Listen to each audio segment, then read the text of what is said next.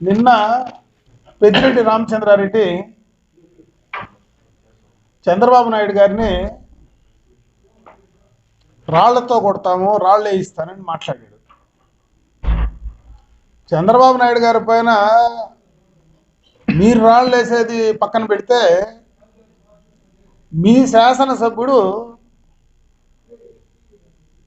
ఈరోజు నిన్న సాయంత్రం ప్రెస్ మీట్లో ఏమేమి వేశాడో దానికి సమాధానం చెప్పగలవా అని అడుగుతా ఉన్నా.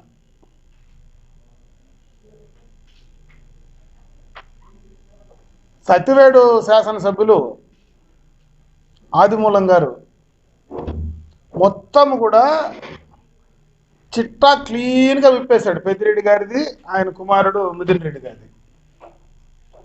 అంటే ఎస్సీ నియోజకవర్గాల్లో మీరు ఏ రకంగా పెత్తనం చేస్తున్నారు, ఏ రకంగా దోపిడీ చేస్తున్నారు, ఏ రకంగా లూటీ చేస్తున్నారు అనేది ప్రతిపక్ష పార్టీగా చంద్రబాబు నాయుడు గారు డయాస్ పైన మాట్లాడితే, మీరు చంద్రబాబు నాయుడిని అయితే రాళ్లతో కొట్టి బెదిరించారు.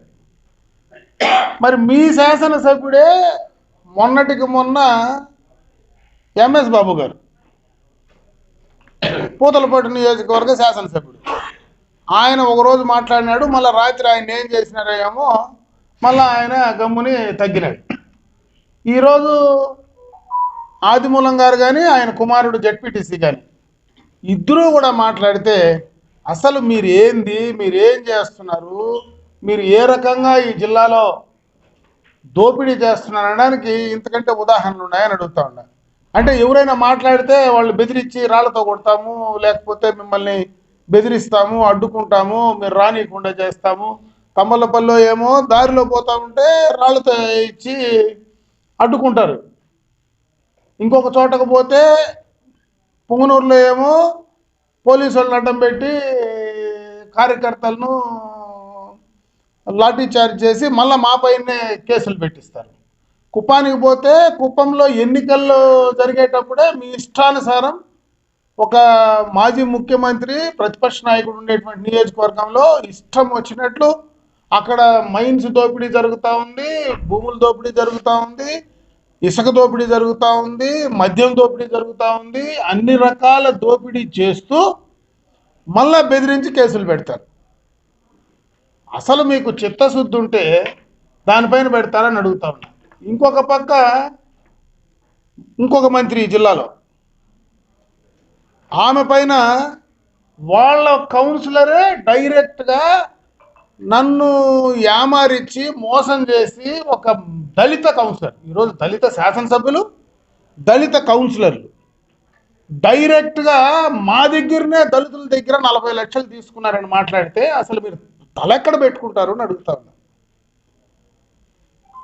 మీరు అసలు రాజకీయాల్లో ఏ రకంగా ప్రజలకు సమాధానం చెప్తారు, ఏ రకంగా ప్రజలకు సమాధానం చెప్పేటువంటి పరిస్థితి మీకుంది, నిజాయితీ ఉందా? ఎవరైనా మాట్లాడితే ఎదురుదాడి చేస్తారు, మాలాంటి వాళ్ళు మాట్లాడితే కేసులు పెడతారు, భయపెడతారు, బెదిరించే కార్యక్రమాన్ని చేస్తారు. ఇంకెవరైనా మాట్లాడితే వాళ్ళ ఆర్థిక మూలాలు ఎక్కడైనా ఉంటే దాని మీద దెబ్బతీస్తారు. రైతు మాట్లాడితే భూముల పైన పోతారు, వ్యాపారస్తుడు మాట్లాడితే వ్యాపారం పైన పోతారు. అంటే కింద నుంచి మంత్రులు, ముఖ్యమంత్రి స్థాయి దాకా మీకు ఇదే పని అని అడుగుతా ఉన్నా. నిన్నటికి నిన్న గుంటూరు మా పార్లమెంట్ సభ్యులు స్వచ్ఛందంగా రాజకీయాల నుంచి తప్పుకుంటానని ప్రకటించాడు. ఎందుకు? ఆయన చేసిన తప్పేంది? ఈ రాష్ట్రంలో ఫ్యాక్టరీలు పెట్టడమా? ఈ రాష్ట్రంలో ఉండేటువంటి ఈ జిల్లాలో ఫ్యాక్టరీలు పెట్టడమా? ఈ జిల్లాలో ఉండే యువతకు ఉపాధి కల్పించడమా? దానిపైన ఇష్టం వచ్చినట్లు వాళ్ళ ఇండస్ట్రీ పైన దుమ్మెత్తి పోస్తారు. నువ్వు ఉంటే ఉండు, పోతే పో.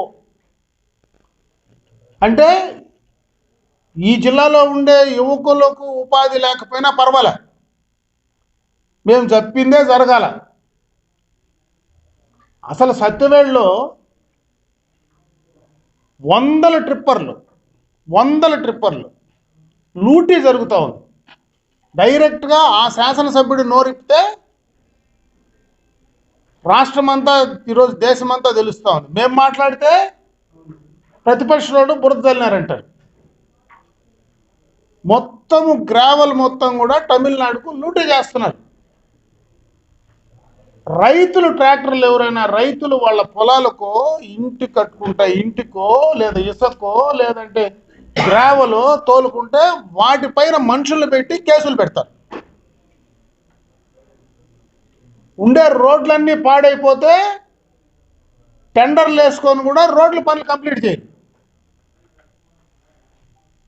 ఒక సత్తివేడులో కాదు, జిల్లా అంతా ఇదే రకంగా ఉంది. రాష్ట్రమంతా ఇదే తరహాలో వ్యవహారం ఉంది. ఈ రాష్ట్రంలో దళితులకు ఏమీ న్యాయం జరగడం లేదు. సామాజిక న్యాయం గురించి మాట్లాడేటువంటి అర్హత ఈ ప్రభుత్వానికి, ముఖ్యమంత్రికి, మంత్రులకు లేదు. ఇంకా ఏమి మీరు సాధికారత తీసుకొస్తారు అని అడుగుతా ఉన్నా. ఈరోజు బస్సు యాత్రలు చేస్తూ ఉన్నారు. సామాజిక యాత్ర, నా బీసీ, నా ఎస్సీ, నా మైనారిటీ, నా ఎస్టీ, నేను మీ బిడ్డలని చెప్పి మాట్లాడుతూ ఉన్నారు. మీరు మాట్లాడేది కాదు, వాళ్ళకు సమాధానం చెప్పండి. మొత్తము ఈ రాష్ట్రంలో దళితులను ఊచకోత కోసినటువంటి ప్రభుత్వ పరంగా ఏదైనా పార్టీ ఉందంటే అది వైఎస్ఆర్ కాంగ్రెస్ పార్టీనే.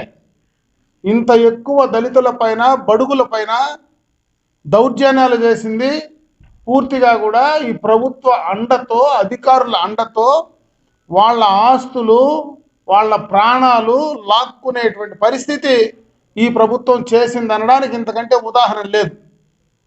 అందుకే పెద్దిరెడ్డి గారికి చెప్తా ఉన్నాం, చంద్రబాబు నాయుడు పైన రాళ్ళు వేసేది మీ తరము కాదు, మీ జేజి తరము కాదు. మీరు ఎక్కడి నుంచి వచ్చారో, ఎప్పుడు వచ్చారో నేను చెప్పాల్సిన పని లేదు. చెప్పాల్సిందేదో మీ శాసనసభ్యుడే చెప్పాడు. ఈరోజు ఏ రకంగా ఇంత తక్కువ సమయంలో ఇన్ని వేల కోట్ల రూపాయలు ఎట్లా సంపాదించారనడానికి మాకు సమాధానం చెప్పొద్దు. మీ శాసనసభ్యుడికి, దళిత శాసనసభ్యులకే సమాధానం చెప్పండి. అప్పుడు ప్రజలు హర్షిస్తారు. కానీ ఎంతసేపు చంద్రబాబు నాయుడు పైన రాళ్ళు వేస్తాం, చంద్రబాబు నాయుడిని గెలవని, కుప్పంలో ఏంది చంద్రబాబు నాయుడికి గెలవనీయకుండా చేసేది? రేపు మీ నియోజకవర్గాల్లో మీరు గెలుస్తారా అని అడుగుతా ఉన్నా.